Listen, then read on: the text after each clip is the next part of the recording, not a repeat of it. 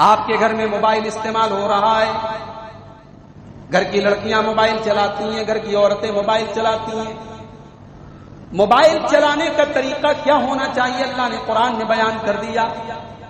فرمایا فلا تخضعن بالقول فيطمع الذي في قلبه مرض وقلن قولا معروفا. اے مسلمان عورتوں، جب تمہارے گھر میں کوئی اجنبی آ جائے، کوئی پرایا مرد آ جائے اور تمہیں اس سے بات کرنی پڑ جائے تو تم نرمی سے بات نہ کرو، تم اس کو لفٹ نہ دو، تم ایسا انداز نہ اپناؤ کہ اس کے دل میں تمہارے لیے کوئی غلط خیال پیدا ہو جائے. کتنی پیاری تعلیم ہے قرآن کی. 1400 سال پہلے یہ تعلیم دی کہ اے مسلمان عورت، تو ایسی گفتگو مت کر، تو ایسا موقع مت دے کہ سامنے والے کے دل میں امیدوں کے درخت پلنے لگے اور امیدوں کے پودے لہلانے لگے. تو ایک بدنیت کو اپنی نیت خراب کرنے کا موقع ہی مت دے. تیرا انداز سخت ہو کہ تو ایک اجنبی مرد سے بات ہی کیوں کر رہی ہے، بات کرنی پڑ جائے تو سختی کے ساتھ بات کرو. وَقُلْنَ قَوْلًا مَعْرُوفًا، گالی گلوچ مت کرو، دستور کے مطابق کرو، صحیح بات کرو، لیکن نرمی کے ساتھ بات مت کرو، لچک کے ساتھ بات. موبائل نے ایک کام اور کیا ہے میرے بھائی، صحت برباد کر کے رکھ دیا. یہ ہاتھ موبائل ٹچ کرتے کرتے یہ انگلیاں برابر کام نہیں کر رہی. 3-3 4-4 سال کے بچے یوٹیوب دیکھ دیکھ کر کے چشمے لگ رہے ہیں، ان کو آنکھیں خراب ہو رہی ہیں. رات کو 2-2 بجے تک جاگنے کی وجہ سے ہمارے نوجوانوں کی آنکھیں دھس رہی ہیں، ان کی صحت خراب ہو رہی ہے. آج ڈاکٹروں کے یہاں چلے جاؤ، جو سائیکولوجی کے ڈاکٹر ہوتے ہیں، جو نفسیات کے ڈاکٹر ہوتے ہیں، آج ان کی لائن لگی ہے. کتنے لوگ ڈپریشن کے شکار ہیں، دماغ کام نہیں کر رہا ہے. یہ موبائل آج بیماریوں کا ایک گڑھ لے کر گیا ہے. اس موبائل کو اس کی اوقات میں رکھو میرے بھائی، اس موبائل کو اپنی صحت کو خراب کرنے میں. حضرت ابو برزہ رضی اللہ تعالیٰ عنہ فرماتے ہیں اللہ کے پیارے نبی صلی اللہ علیہ وسلم عشاء کی نماز کے بعد بات چیت نہیں کرتے تھے اور عشاء کی نماز کے پہلے سوتے نہیں تھے. عشاء کی نماز کے پہلے سوتے نہیں تھے اور عشاء کی نماز کے بعد بات چیت، یعنی عشاء کے بعد اللہ کے رسول سو جاتے. چلو ہم نے مان لیا آپ کا لائف سٹائل چینج ہو گیا، 11 بجے 12 بجے اب تو موبائل بن گئے. بعض لوگ اگر رات کو 3 بجے اٹھو تو بھی وہ آن لائن رہتے ہیں فیس بک. صبح فجر پڑھ کے آؤ تب بھی وہ آن لائن رہتے ہیں. بندہ سوچنے لگتا ہے یار یہ آف لائن کب ہوتا ہے، اس کا موبائل بند کب ہوتا ہے. اور بعض لوگ تو بیچارے موبائل کے اتنے، یعنی جس کو کہتے ہیں موبائل ایڈکٹ، موبائل جس کو عربی میں کہتے ہیں ادمان الجوال، موبائل کی ایسی لت لگ چکی ہے کہ 2 ٹائم کھانا نہ ملے چلے گا، لیکن 2 گھنٹہ موبائل اگر نہ ملے تو ان کا بی پی لو ہو جاتا ہے اور وہ بیچارے پریشان ہو جاتے ہیں. پتہ نہیں کس کا کال آیا ہوگا، میسج آیا ہوگا.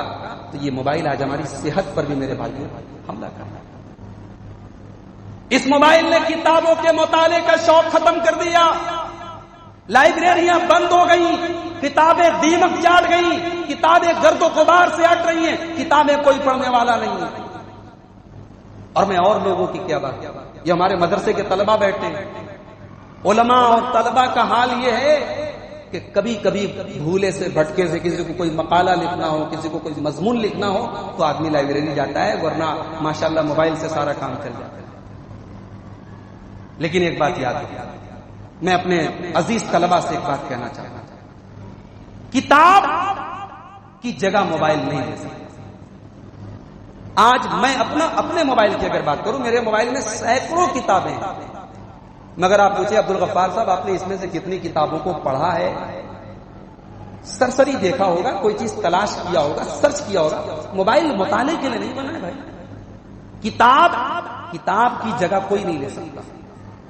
اس لیے مطالعے کا شوق جو آج ختم ہو رہا ہے، لائبریریاں بند ہو رہی ہیں، اس کے پیچھے بہت بڑا رول موبائل کا ہے. علماء آج مطالعے سے دور ہو گئے، طلبہ مطالعے سے دور ہو گئے، علم کے اندر یعنی ہلکا پن آ گیا، علم سطحی ہو رہا ہے. تعلیم کے اوپر کتنا برا اثر پڑا اس موبائل کے ذریعے. کلاس میں مولوی صاحب بیٹھے موبائل دیکھ رہے ہیں، بچے اپنا الگ موبائل لیے ہوئے. ابھی تو مان لیجیے لاک ڈاؤن لگا تھا، لاک ڈاؤن کے دوران تو تعلیم کا نقصان ہوا ہے. لاک ڈاؤن کو اگر آپ کنارے کر دیجئے، تعلیم آج کالجوں میں، اسکولوں میں، مدرسوں میں اس موبائل نے بچوں اور اساتذہ اور طلبہ سب کو آج پڑھنے پڑھانے کی ذمہ داریوں سے لاپرواہ بنا. آج کے مدرسے کے فارغ ہونے والے بچے اور آج سے 20 سال پہلے کے فارغ ہونے والے بچوں کی صلاحیت میں اور ان کے معیار میں زمین اور آسمان کا فرق ہے. تعلیم کا معیار گر رہا ہے. حکومتیں پریشان ہیں, لوگ پریشان ہیں, مگر آپ غور کریں, اس کی باریکی میں جائیں تو کہیں نہ کہیں موبائل ذمہ دار ہے. ہم نے بعض علماء کے بارے میں سنا ہے کہ وہ کسی دن ناگا کر دیتے تھے, مدرسے میں نہیں آتے تھے تو ان کے شاگرد ان سے پوچھتے تھے, مولانا صاحب آپ کی طبیعت خراب تو نہیں تھی, آپ کل پڑھانے نہیں آئے, بخاری شریف کی گھنٹی آپ پڑھاتے ہیں, ہم آپ کا انتظار کرتے رہے, آپ پڑھانے نہیں آئے. تو مولانا صاحب نے جواب دیا, میں بخاری اس لیے کل پڑھانے نہیں آیا کیونکہ میں روزانہ مطالعہ کر کے پڑھ کر کے بخاری پڑھانے آتا ہوں, اور کل میں اتنا پڑھ نہیں پایا تھا. میں اگر پڑھانے آتا تو پڑھانے کا حق ادا نہیں کر پاتا, اور جس دن میں پڑھانے کا حق ادا نہیں کر پاتا اس دن کی تنخواہ لینا میں مناسب نہیں سمجھتا. آج ایسے لوگ میرے بھائیوں نہیں ملے. موبائل نے آج ذمہ داری کا احساس ہم سے چھین لیا, تعلیم کے معیار کو گرا دیا, مطالعے کا شوق ختم کر دیا. اور ایک بہت بڑی بلا اور ایک بہت بڑی مصیبت اس موبائل کے ذریعے آئی کہ کوئی بھی میسج آیا بس اس کو پھٹ سے وائرل کر. کبھی کبھی ایسا میسج آتا ہے کہ اس لنک پر کلک کریں آپ کو 10 لاکھ روپیہ ملے گا. ہم پھٹ سے کلک کر دیتے ہیں, اور کلک ہی نہیں کرتے, اس پہ یہ بھی لکھا رہتا ہے اس کو 10 لوگوں کو بھیجو تو آپ کے کھاتے میں 10 لاکھ روپیہ آئے گا. ہم پھٹافٹ 10 لوگوں کو بھیج بھی دیتے ہیں. پتا لگا وہ 10 لاکھ روپیہ آئے گا نہیں, جو آپ کے کھاتے میں وہ بھی چلا جائے گا. اس طریقے کے میسج اسپیم میسج ہوتے ہیں, اس طریقے کے میسج فرضی ہوتے ہیں, ہیکرز کے ہوتے ہیں, جو آپ کے پورے موبائل کا ڈاٹا, آپ کے بینک کی OTP وغیرہ سب چرا لیتے ہیں, منٹوں میں آپ کے بینک کا کھاتا خالی ہو جائے. یہ تو دنیا کا مسئلہ. دین کا مسئلہ, موبائل کے اوپر کسی نے میسج بھیجا, اللہ کے رسول نے فرمایا, نیچے حوالہ ہے صحیح بخاری. آپ نے پتا کرنے کی ضرورت محسوس نہیں کی کہ صحیح بخاری میں وہ حدیث ہے بھی کہ نہیں ہے, اور صحیح بخاری چھوڑو, وہ دنیا کی کسی کتاب میں وہ حدیث ہے بھی کہ نہیں ہے. آپ نے فٹافٹ شیئر کرنا شروع کر دیا, بھائی بڑی پیاری حدیث ہے, بڑی اچھی حدیث ہے, چلو اپنے سارے گروپ والوں کو, اپنے دوستوں کو بھیج دیتے. احتیاط کرو میرے بھائی. ان جاءکم فاسق بنبأ فتبینوا, اگر تمہارے پاس کوئی فاسق کوئی خبر لے کر کے آئے, کوئی ایسا آدمی کوئی خبر لے کر کے آئے جس کی بات کا اعتبار نہیں کیا جاتا ہے, تو تم پہلے اس کی بات کی تحقیق کر لو, اس کے بعد بات آگے بڑھاؤ. اور ایک بہت پوائنٹ کی بات آپ کو بتاؤں, کبھی کبھی ایک خبر صحیح ہوتی ہے, ایک خبر صحیح ہوتی ہے, سچی ہوتی ہے, مگر وہ خبر اس لائق نہیں ہوتی کہ اس کو وائرل کیا جائے. بھائی کتنے دنگے فساد ہو جاتے ہیں اسی موبائل اور اسی انٹرنیٹ اور اسی میسج سے. اسی لیے جب کسی شہر کا ماحول خراب ہوتا ہے تو حکومتیں سب سے پہلے موبائل اور انٹرنیٹ بند کرتی ہیں. کیوں؟ کیونکہ افواہیں اڑنے لگتی ہیں, غلط خبریں سرکولیٹ ہونے لگتی ہیں.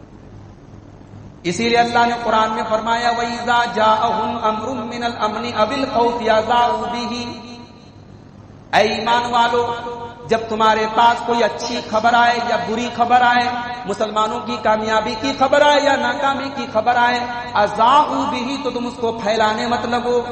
وَلَوْ رَدُّوهُ إِلَى الرَّسُولِ وَإِلَىٰ أُولِي الْأَمْرِ مِنْهُمْ لَعَلِمَهُ الَّذِينَ يَسْتَنبِطُونَهُ مِنْهُمْ, تم اپنے رسول کے پاس اس بات کو لے کے جاؤ, جو ذمہ دار قسم کے لوگ ہیں ان کے پاس اس بات کو لے کے جاؤ, تاکہ جو لوگ باتوں کا نتیجہ نکالتے وہ صحیح نتیجہ نکالیں. یہ آیت اتری ہے صحابہ کے دور میں. بعض اوقات ایسا ہوا مسلمان کسی جنگ میں کامیاب ہو گئے, لیکن کامیابی کی خبر کو وائرل کرنے سے اللہ کے رسول نے منع کیا کہ کہیں اگر کامیابی کی خبر پھیل گئی تو مشرکین کوئی چال نہ چلنا, یا مسلمان ناکام ہو گئے تو ناکامی کی خبر مسلمانوں کے درمیان نہ پھیل جائے, کہیں مسلمانوں کے حوصلے پست نہ ہو جائے. تو ہر خبر اس لائق نہیں ہوتی کہ اس کو سرکولیٹ کیا جائے. یہ چیز ہمیں اور آپ کو یاد رکھنا چاہیے. ایک بہت بڑی بلا اس موبائل کی یہ بھی ہے, ہم کسی سے بات کر رہے ہیں, ہم نے کال ریکارڈ کر, کسی کے موبائل میں کوئی چیز دیکھی, پھٹ سے اس کو اپنے موبائل میں بغیر اجازت لے لیا. یہ حرام ہے میرے بھائی. کسی کے گھر میں تاکنا جھانکنا حرام ہے، کسی کے دروازے پہ کان لگا کے بات سننا حرام ہے، اور کسی کے موبائل کو ریکارڈ کرنا، اس کی کال کو ریکارڈ کرنا، یا اس کے موبائل کی چیزوں کو بغیر اجازت دیکھنا، الٹنا پلٹنا، اس کے موبائل میں کس کا فوٹو ہے، یہ سب چیزیں حرام ہیں۔ اللہ کے پیارے نبی فرماتے ہیں، صحیح بخاری کی روایت ہے، من استمع الى قوم وهم له کارہون، جو کسی کی خبر اور کسی کی بات کو کان لگا کے سنے جبکہ وہ لوگ ناپسند کرتے ہیں، صب فی اذنیہ الآنک یوم القیامہ، تو قیامت کے دن ایسے انسان کے کان میں پگھلا ہوا تانبا ڈالا جائے گا یا پگھلا ہوا لوہا ڈالا جائے گا۔ کسی کی بات آپ نے بغیر اجازت سن لی، اللہ کے رسول کہہ رہے پگھلا ہوا تانبا آپ کے کان میں ڈالا جائے گا۔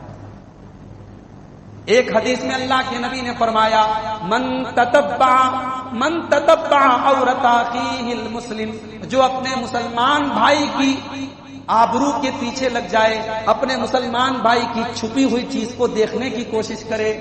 اب کسی کے موبائل میں اس کی بیوی کا فوٹو، اب آپ کہتے ہیں یار تھوڑا اپنی بیوی کا فوٹو دکھا، کیا ضرورت ہے دکھانے؟ آپ کے لیے غیر محرم ہے، آپ کے لیے اجنبی عورت ہے، آپ اس کی بیوی کا فوٹو کیوں دیکھنا چاہتے ہیں؟ اللہ کے رسول نے بڑی پوائنٹ کی بات کہی کہ جس نے اپنے مسلمان بھائی کی چھپی ہوئی چیز کو دیکھنے کی کوشش کی، افسدہم، اس نے اس کو بگاڑ دیا۔ آج آپ اس کی بیوی کا فوٹو مانگ رہے ہیں، کل اب ظاہر ہے اس کی ہمت اور بڑھے گی، پھر وہ اور آگے جائے گا اور معاملہ اور بے حیائی کی طرف جائے گا۔ ایک حدیث میں ترمذی کی ایک روایت میں اللہ کے نبی نے فرمایا، مسلمانوں کو تکلیف مت دو، لا تؤذوا المسلمین، مسلمانوں کو تکلیف مت دو، ولا تعیروہم، انہیں شرم اور انہیں عار مت دلاؤ، ولا تتبعوا عوراتہم، اور مسلمانوں کی آبرو کے پیچھے مت پڑو، کسی کے راز کی باتوں کو جاننے کی کوشش مت کرو، اس لیے کہ جو کسی کے راز کی بات جاننے کے پیچھے پڑے گا اللہ اس کے پیچھے پڑ جائے گا، اور جس کے پیچھے اللہ پڑ جائے گا یفضحہ وہو فی جوف رحلہ، اللہ اس کے گھر میں اسے ذلیل کر